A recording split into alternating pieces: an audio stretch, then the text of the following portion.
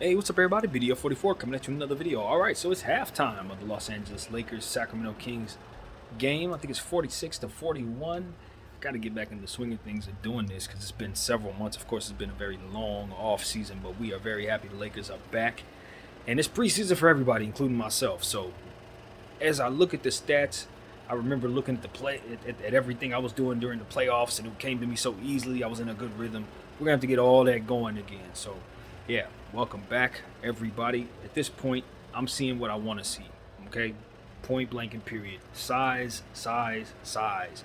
Darvin Ham respects size. We got size on our within the lineup that allows us to do different things, put huge lineups on the floor at given moments. This is ideal, ladies and gentlemen. This is exactly what this Laker fan wants to see. Because last year we were too old and too small at all times. We were just simply slow and didn't have a center on the floor most of the time, and because of it, we didn't make the game easy for ourselves. Rebounding was non-existent, defense was non-existent, all the things having to do with the rim were non-existent. It was just a lot of things missing, and we don't have those things missing this year. Now you got guys like Thomas Bryant, Juan Toscano Anderson, Wenyen Gabriel to go along with LeBron James and Anthony Davis. And so when you have a night where LeBron is going 0 for 7, you still got situations where you're up by 5. So this is great. I'm loving what I'm seeing. We can't shoot threes very well. We know that functionally as a team that's not going to be our greatest thing. But luckily enough, we're going up against a team that's not shooting it well either. So early on, it's leaving us in a position to not have that be something that blows us out. But there are going to be times where we're probably going to get blown out because of that. So we need to be careful to make sure that we have enough shooting on the floor when we get into those type of situations against those type of teams. But tonight isn't that. This team is a little more like us in terms of how they're constructed right now, and it makes for some great matchups, great advantages that we have thus far through this game. So, I like what I'm seeing from Pat Beverly from a aggressive standpoint. Even though he's not able to hit shots, he's getting to the line. Same thing with Bron, they're getting to the line. Thomas Bryant, that's really what we're able to attack. And I'm loving it, man. Wenyen Gabriel looks fantastic out there. On both sides of the floor, he's giving us energy, length, rebounding. It's just effort, That's what I'm loving from everybody. Anthony Davis has a double-double, 11 points and 11 rebounds at the half. Okay, AD came in shape. You can see the work that he's put in. The three-point shot is falling. I guess he's over whatever the hand injury was as well that was keeping him from shooting well. And he looks like himself. And that's very bad for the rest of you, NBA, is if he's getting back to the level that he was back in 2020 and before that, that turns us into a different basketball team. Now we're not a team that you're wondering if we're going to make the playoffs. Now we're a team you're wondering if we're going to win the championship. That's the difference a great AD is from what he's been giving us for the past season or so. So he looks great. His health looks like he's in tip-top shape, the best I've seen him look since 2020, and we're going to need him to have a huge season because he's ultimately, somebody that I don't think you can win anything without. So that's most important to say. Also, I'm just loving what I'm seeing from everybody on this team, just in general.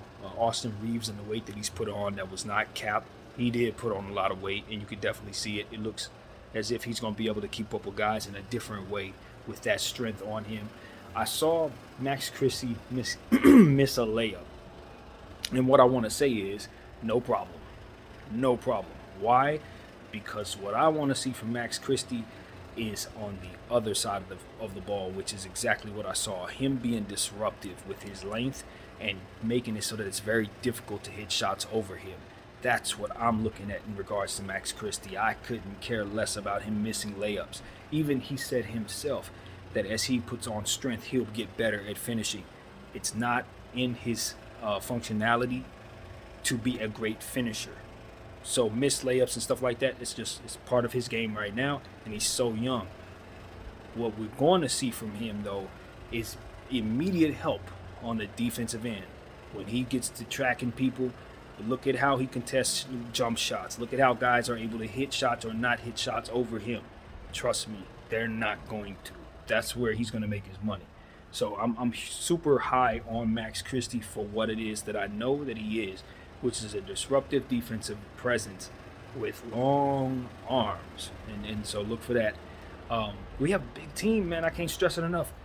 Bringing Darvin Ham over, the one thing I understand about the Milwaukee Bucks is that they respect size to no end, probably more so than anybody else, outside of maybe Cleveland and, of course, Minnesota.